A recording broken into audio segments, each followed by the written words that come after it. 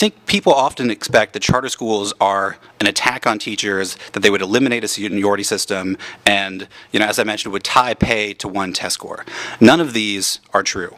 I think the proposed legislation that the Education Work Group put forward in the last several weeks did not touch personnel laws whatsoever, and still it was deemed unpassable. So I hope that it's really just misinformation and not a complete unwillingness to change and accept new ideas or look at alternative ways of doing things. And I also want to say that we're very realistic about the potential of charter schools. They're not a silver bullet solution. There are good charter schools, there are bad charter schools, just like there are good public schools and there are bad public schools. And everybody, I think, realizes that they can't solve every problem in education, but they're an important possibility that I think states, students, teachers, and families should have if they want to provide the best possible education for their children. Despite per-pupil expenditures tripling since the 1970s, we've seen reading achievement remain flat, we've seen math improve only nominally. Graduation rates are the same today that they were in the 1970s, so clearly the status quo has not worked. And unfortunately, here in West Virginia, students lag really far behind the national average. In math, just 19% of 8th graders here are considered proficient. Students are also below the national average in reading. Just 22% of 8th graders are proficient in reading here, and a third cannot even read at a basic level. So clearly the status quo has not worked for West Virginia students, but we know school choice has the ability to significantly improve academic achievement and improve on those statistics. Right now, 32% of our college-bound students are ready to go to college academically. The other 2/3 have to take remediation. You all know more about that than I probably do. Nationwide, 35% of our kids are illiterate grade by grade by grade. That includes college. So what we're looking at is a general failure of literacy in the United States. We also know that our highest performing kids perform as high or higher than anybody else in the world. So I can go into most areas and look at kids who are not poor and who are white and find that they're going to do exceptionally well, and if we want them to do even better, we know what works. One of the things that I find charter schools helpful with, by the way, is some innovation and demonstration of leading edge technologies and methodologies that may not be in place elsewhere. And I'll come back to that again. One of the most important things we need to do is go to year-round learning. We need to do what Lindbergh did, take a look at our schools and determine what it is we need to do better and look at how we can do it better with no new equipment, no new money, and with existing personnel. This, after all, is the American way. We are free. It's the West Virginian way, according to your state motto. Mountaineers are always free. So if choice is such a commonplace thing here in West Virginia, why then is school choice practically non-existent?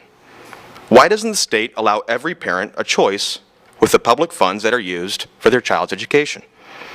See, to me, school choice is a pretty straightforward thing.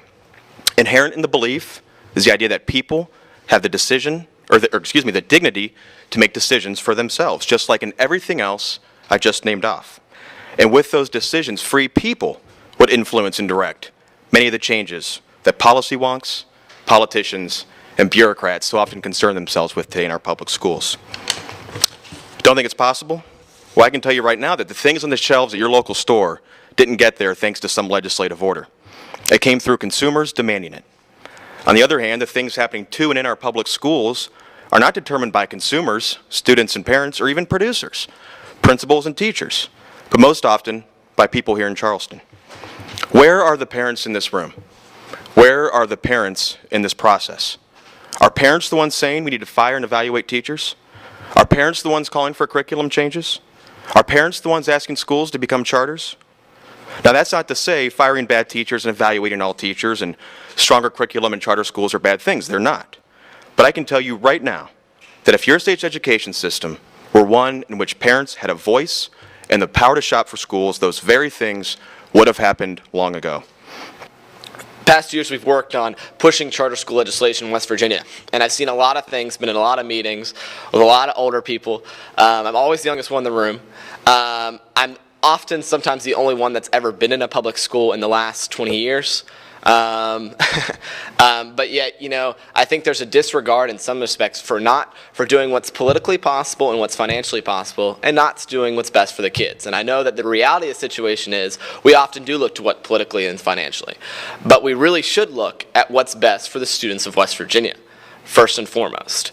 I think charter schools are a good idea for that. I think charter schools, as we all brought up here, are about choices, and much like school choice programs, but they're also about trying something different. One of the things that we're here to talk about today is that you don't have to do what California did. You can actually do something better. You can actually improve upon it.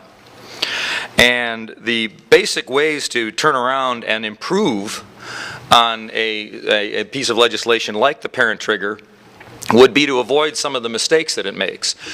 The primary one of which, it allows the local education authority or the school district to actually supersede the parents' wishes and put in one of theirs. So for everybody in this room, and I think we all understand how education works, you have somewhat enabled stakeholders like the administration and the textbook companies and all these other people. You've got very powerful stakeholders in the teachers' unions, and then you have very almost powerless stakeholders in the form of the parents and the children. So when you have that kind of a system and you're used to operating in that kind of a system, allowing somebody to trigger the conversion of a school to a charter, but then allowing the local education authority, as it does in California, to say, no, we don't really want to convert to a charter. We'd rather undergo another 5-year plan of moving around deck chairs on the Titanic and moving people around here, there, and everywhere else, because after all, that preserves the bureaucracy, that preserves the spending, and that preserves the appearance of activity. The primary mistake in the California parent trigger is that it takes the decision and it eventually takes it out of the hands of the parents.